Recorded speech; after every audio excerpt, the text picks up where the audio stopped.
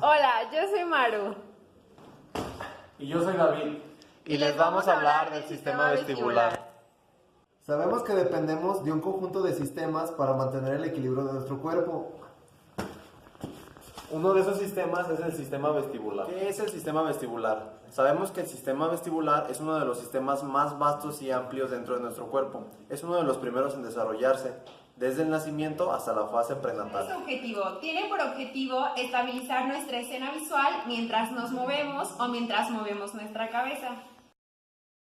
La mayor parte de nosotros vivimos toda nuestra vida sin darnos cuenta de que poseemos un sexto sentido, o también conocido como sentido vestibular. Todo el mundo sabe que es difícil leer en el coche y muchas son las personas con mareos en el mar. Estos ejemplos nos dan una idea de los problemas ocasionados por un sistema vestibular defectuoso: torpeza, coordinación de movimientos difíciles, mala evolución de las distancias, náuseas, entre otras cosas. El oído está conformado por 3 porciones: el oído externo, el oído medio y el oído interno. El oído interno, anatómicamente, está formado por 2 laberintos: el laberinto óseo y el laberinto membranoso. El laberinto óseo está formado por hueso, el cual tiene 3 componentes: los conductos semicirculares, el vestíbulo y la cóclea.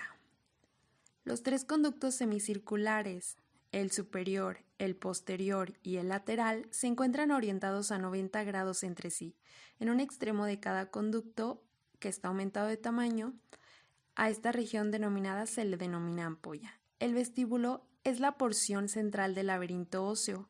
El vestíbulo alberga también las regiones especializadas del laberinto membranoso que se conocen como utrículo y sáculo.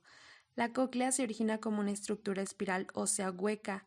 En el laberinto óseo encontramos lleno de un líquido claro llamado perilinfa, que baña el laberinto membranoso que va suspendido en su interior. Este líquido está compuesto por un líquido cefalorraquídeo y plasma filtrado, que es rico en sodio y pobre en potasio. Su función es evitar que los 2 laberintos choquen y la cóclea conduce las ondas sonoras. Suspendidos dentro de los conductos óseos están los conductos semicirculares membranosos, que son continuaciones del laberinto membranoso. Dentro de este circula la endolinfa. Sí, y la endolinfa es un líquido que va a tener menos sodio y más potasio. Entonces, como ya sabemos, esto es debido a la permeabilidad de iones dentro de esta membrana. Además, está compuesto por un epitelio derivado del ectodermo embrionario que va a originar 2 pequeños sacos, que va a ser el utrículo y el sáculo. El utrículo se va a estar ubicado en el plano horizontal y el sáculo en el plano vertical. Ok, ahora vamos a hablar de receptores vestibulares. Para que se lleve a cabo la estimulación excitatoria de estos receptores vestibulares es necesaria la desviación de los cilios. Los cilios son pequeños filamentos o estructuras que se encuentran en la superficie de las células. Muy bien, dentro del utrículo y del sáculo vamos a encontrar áreas sensoriales, y estas áreas sensoriales van a ser llamadas máculas. Ajá, y va a haber una mácula en el utrículo que va a estar en el piso y otra mácula a nivel de la pared medial del sáculo. Estas máculas poseen una sensibilidad multidireccional. La mácula sacular se encarga de captar las aceleraciones lineales y la mácula utricular de las aceleraciones horizontales. El utrículo está compuesto de un conjunto de células ciliadas receptoras con penachos de cilios, las cuales se encuentran cubiertas por una masa gelatinosa llamada membrana otolítica, en la que se encuentran numerosos cristales de carbonato de calcio denominados estatoconias u otolitos. Entre un conjunto de cilios que posee una célula hay una de mayor tamaño llamada cinocilio, usualmente ubicado en uno de los extremos de la célula, y al resto se le conoce como estereocilios, unidos entre sí por finos filamentos. Cuando hay un movimiento, la inercia de las otoconias hace desplazar los cilios. Entonces, cuando los estereocilios se desplazan hacia el cinocilio, se produce una despolarización, que desencadena un potencial generador y transmite información hacia la corteza cerebral opuesta.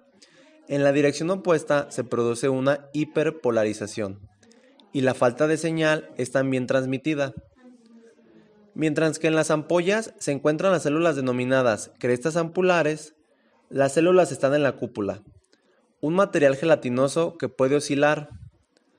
Cuando se empieza un movimiento de rotación, la cúpula, debido a su inercia, no se mueve, y eso actúa sobre las células ciliadas que despolarizan o hiperpolarizan según la dirección. La presión del líquido doble de la cúpula y también de las células pilosas deforman su membrana plasmática, con lo cual surgen potenciales de acción. Estas células pilosas hacen sinapsis con neuronas sensoriales, cuando los axones convergen y forman un nervio vestibular que va al cerebro.